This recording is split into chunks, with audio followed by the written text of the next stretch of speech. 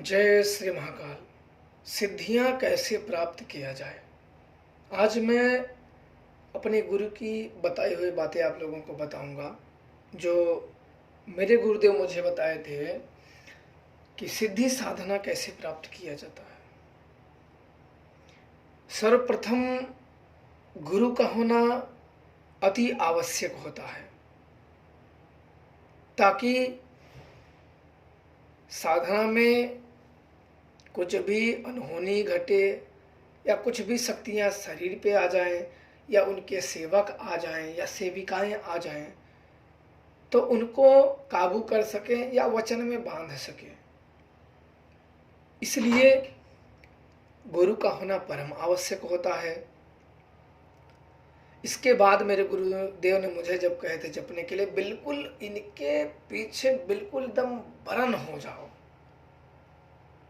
ये मत देखो कि बस 5 दिन करना है, 11 दिन करना है। सिद्धियां साधना प्राप्त करनी है तो आप बिल्कुल इनमें लग जाओ। दिन, घंटे, दिन, हफ्ते, महीने बीतने दो, लगने, तब जाके इनकी सिद्धियां मिलती हैं।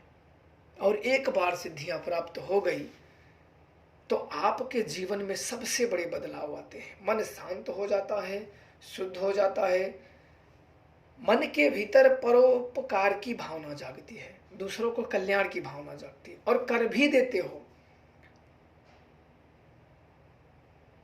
एक राख भी उठा के उस शक्ति का स्मरण करके और दे दिए तो किसी भी प्रकार की अगर बाधा है तो तत्क्षण उसी समय उसको राहत हो जाएगा।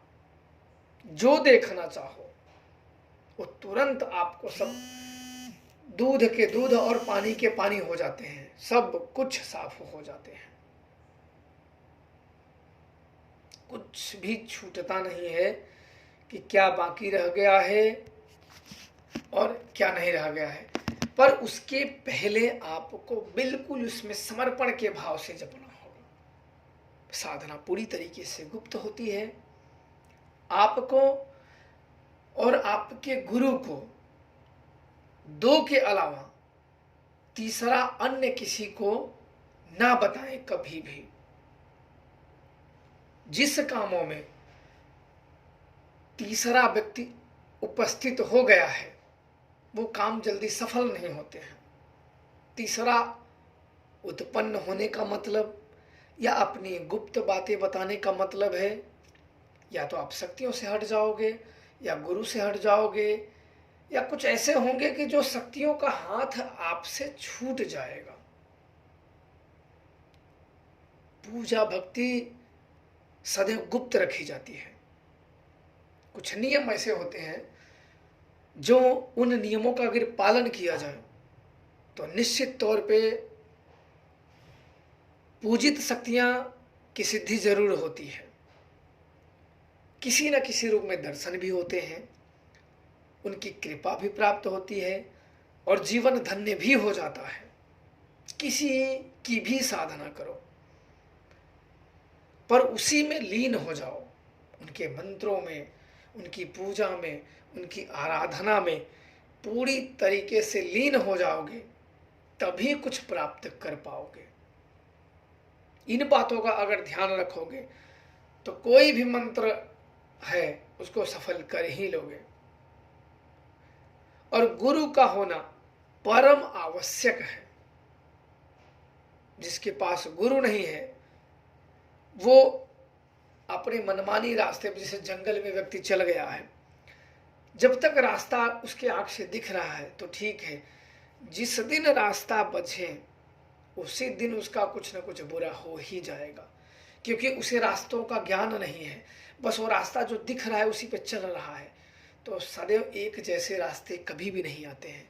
कभी रास्ते बड़े साफ हो जाते हैं, कभी उससे भी साफ होता है, कभी बच जाते हैं, कभी उससे भी ज़्यादा बच जाते हैं, कभी बात बिगड़ जाती है। तब वह व्यक्ति बहुत ही समस्या में उत्पन्न आ जाते हैं और फंस जाता है। और फिर कहीं इन गुरु के पास, कभी इन बाबाओं के पास, कभी इन महात्माओं के पास जाते रहते हैं और वो बेचारे, उनकी परेशानी, जो समस्याएं हैं, वो हटने का नाम नहीं लेती है। क्योंकि कराने वाला इसलिए कहते हैं कि गुरु धारण करके ही साधना जप करें, ताकि अनहोनियों का कम आपके जीवन में हो सकता है हो ही ना। जीवन बहुत कीमती है, इसमें दाग बिल्कुल नहीं लगने चाहिए। तो सिद्धि साधनाओं में अगर इन नियमों का अगर पालन किया जाए तो निश्चित तौर पे सफलता जरूर प्राप्त होती है। ये गुप्त होते हैं नियम, किसी अन्य जगह उजागर नहीं किए जाते हैं। गुप्तता भंग होने का मतलब होता है कि साधना और मंत्र में बाधा उत्पन्न करना। इसलिए गुप्तता को सदैव गुप्तता ही बनाए रखें तो अति उत्तम है। बाकी आप लोग खुद इसमें समझ के काम करें, खुश रहें और प्रसन्न रहें। जय श्री महाकाल।